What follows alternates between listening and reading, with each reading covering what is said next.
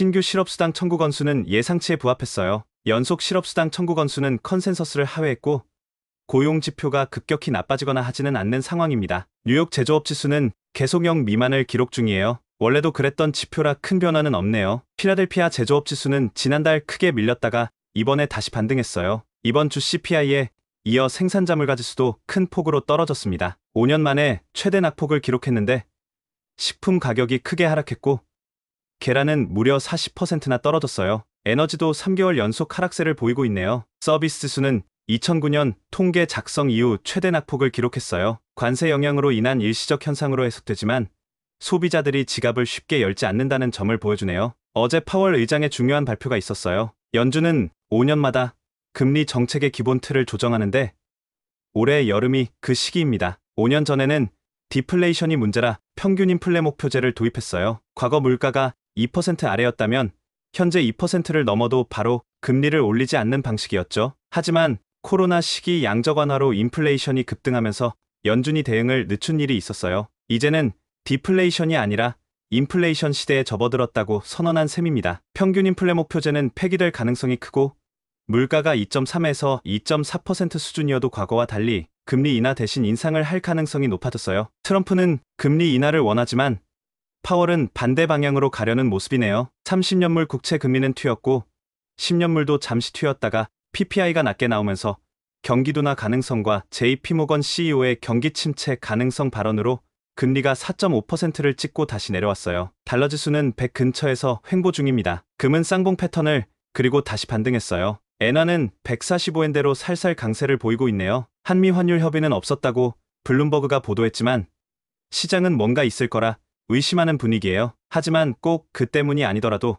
국내 주식시장을 외국인들이 많이 비웠기 때문에 환율은 1300원대에서 머무를 가능성이 있어 보입니다. 비트코인은 어제 장중 조정 후 다시 전고점을 돌파하려는 모습이에요. 리스크 페리티는 반등 후 가격 조정이 아니라 기간 조정 후 위로 방향을 틀기 시작했어요. 좋은 신호네요. 시장은 이제 좀 쉬었다 가야 한다는 의견이 많아요. 올라온 폭이 워낙 크다 보니 이 조정이 견뎌야 할 조정인지 판단하는 게 중요해 보입니다. 이번 반등장은 트럼프 관세로 인한 숏 포지션 청산, 즉 숏 스퀴즈 성격이 강해요. 월가 주류들이 이번 반등에 많이 동참하지 못했어요. 트레이더 마크 미너비니도 마찬가지인데 그는 거의 주식을 안 들고 있다가 반등이 나왔다고 트윗했어요. 하지만 2020년, 2003년, 2009년 V자 반등 때도 바닥에서 사지 않았어도 후속 랠리에서 큰 수익을 냈다고 하네요. 포모를 느끼는 투자자들이 많다는 건 랠리가 아직 남아있다는 뜻으로 보입니다. 미장이나 국장에서 종목 선택만 잘한다면 올해 높은 수익을 기대해 볼 수 있을 것 같아요.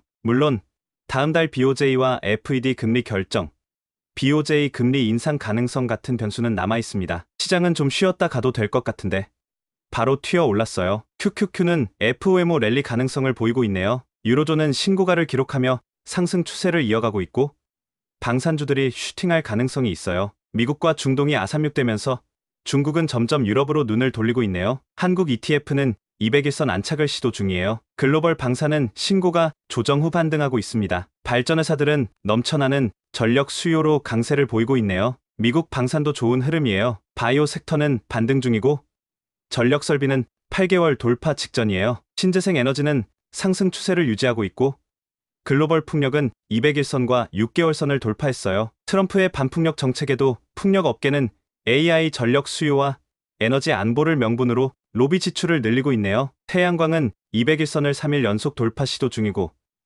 태양광 추적 시스템과 설렁 같은 PPA 서비스 업체도 좋은 흐름입니다. 원전은 양호한 조정 흐름을 보이고 뉴스케일 파워와 오클로 같은 SMR 관련 주식은 상승 마감했어요. 캐나다 EPC 업체는 SMR과 신재생 에너지 프로젝트 수주가 늘고 있네요. SOXX는 200일선을 살짝 걸쳤어요. 디어, 그리고 비료 관련 주식들은 신고가를 기록 중이에요. 글로벌 GPU 경쟁이 에너지 확보, 식량 확보 경쟁으로 이어질 수 있어요. 남해화학이나 농우바이오 같은 비료업체에 관심이 필요해 보입니다. HVAC 업체도 돌파 직전이고 삼성전자도 HVAC 업체를 인수했어요. 미국 시장에서 이번 반등장은 포모가 큰 상황이에요. 트럼프가 고율 관세로 시장을 흔들었다가 되돌린 건지 전략가들과 경제학자들은 곱지 않은 시선을 보내고 있네요. JP모건 CEO의 경기 침체 발언은 국정 운영에 대한 불만의 표현으로 보입니다. 매크로 환경을 신경 쓰되 AI 시대의 지속 가능한 에너지 확보, 자주 국방, 식량 안보를 중심으로 투자 전략을 세우는 게 좋겠어요. 국내 시장은 외국인 자금이 돌아오고 있어 쉽게 빠져나가지 않을 거예요. 개인들이 인버스를 사는 모습인데 주도 업종과 종목에 집중하는 게 나아 보입니다.